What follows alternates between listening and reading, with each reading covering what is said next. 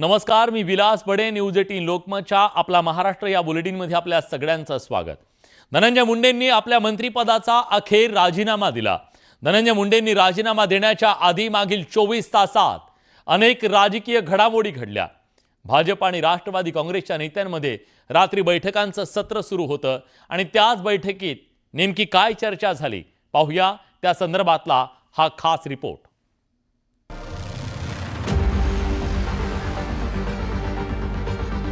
अन्न व नागरी पुरवठा मंत्री धनंजय मुंडेंच्या राजीनाम्यावर सोमवारी रात्री शिक्कामोर्तब झालं.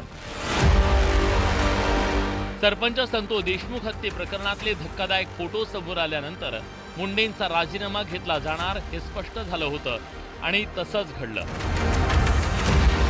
मंगळवारी सकाळी 11:15 वाजता मुख्यमंत्री देवेंद्र फडणवीस यांनी धनंजय मुंडेंचा राजीनामा स्वीकारल्याची माहिती दिली. धनंजय मुंडे यांनी माझ्याकडे आपला राजीनामा दिलेला आहे.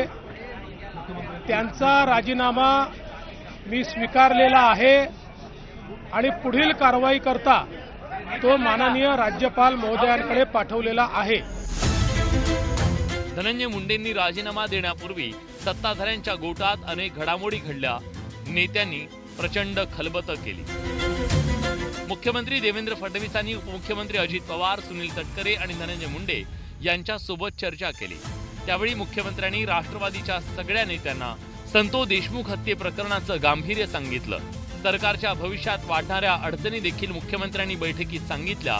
बैठकीनंतर देवेंद्र फडणवीस यांनी धनंजय मुंडेंना राजीनामा द्यायला सांगितल्याचं सूत्रांनी सांगितलं. मुंडेंच्या राजीनाम्यानंतर सुरेश धस यांनी मार्मिक प्रतिक्रिया दिली. धनंजय मुंडे यांची विकेट पडेपर्यंत पॉझिटिव्ह आणि ठामपणे खमक्या मुख्यमंत्री काय असतात ते आम्ही पाहिलंय. देवाची काठी लागत नाही परंतु न्याय मात्र मिळतो हे मला या ठिकाणी मिळालं. सोमवारी रात्री वेगवान घडामोडी घडत होत्या, त्यामुळे अनेक चर्चा सुरू होत्या. देवेंद्र फडणवीस देवगिरीवर गेल्याची चर्चा रंगली. वेगवेगळ्या ठिकाणी नेत्यांची खलबतं सुरू होती. संतोष देशमुखांच्या हत्येच्या धक्कादायक फोटोंमुळे राजकीय वातावरण तापलं. या सगळ्या परिस्थितीची जाणीव असल्यानं मुख्यमंत्री देवेंद्र फडणवीस हे धनंजय मुंडे यांच्या राजीनाम्यासाठी सुरुवातीपासून आग्रही होते. मुख्यमंत्र्यांनी अजित पवारांसोबत 3 ते 4 वेळा चर्चा केली. धनंजय मुंडेंनाही मुख्यमंत्र्यांनी समजावून सांगितलं. मात्र धनंजय मुंडे ऐकायला तयार नव्हते. परिणामी देवेंद्र फडणवीस यांनी आक्रमक पवित्रा घेतला. राजीनामा देणार नसाल, राज्यपालांना पत्र लिहून मंत्रिमंडळातून काढण्याची कारवाई करावी लागेल अशी तंबी मुख्यमंत्र्यांनी दिली. त्यानंतर वातावरण बदललं. सोमवारी रात्री पुन्हा धनंजय मुंडे यांना उद्या राजीनामा द्या असं मुख्यमंत्र्यांनी सांगितलं. परिणामी सोमवारी सकाळी धनंजय मुंडेंनी राजीनामा दिला. धनंजय मुंडे राजीनाम्यासाठी तयार नव्हते. परिणामी धनंजय मुंडेंच्या राजीनाम्याचा निर्णय अजित पवारांनी घ्यावा असं सुतोवाच देवेंद्र फडणवीसांनी माध्यमांशी बोलताना केलं. अखेर सोमवारी रात्री अजित पवारांसोबत झालेल्या बैठकीत फडणवीसांनी धनंजय मुंडेंना राजीनामा द्यायला सांगितला आणि एका वादावर पडदा पडला.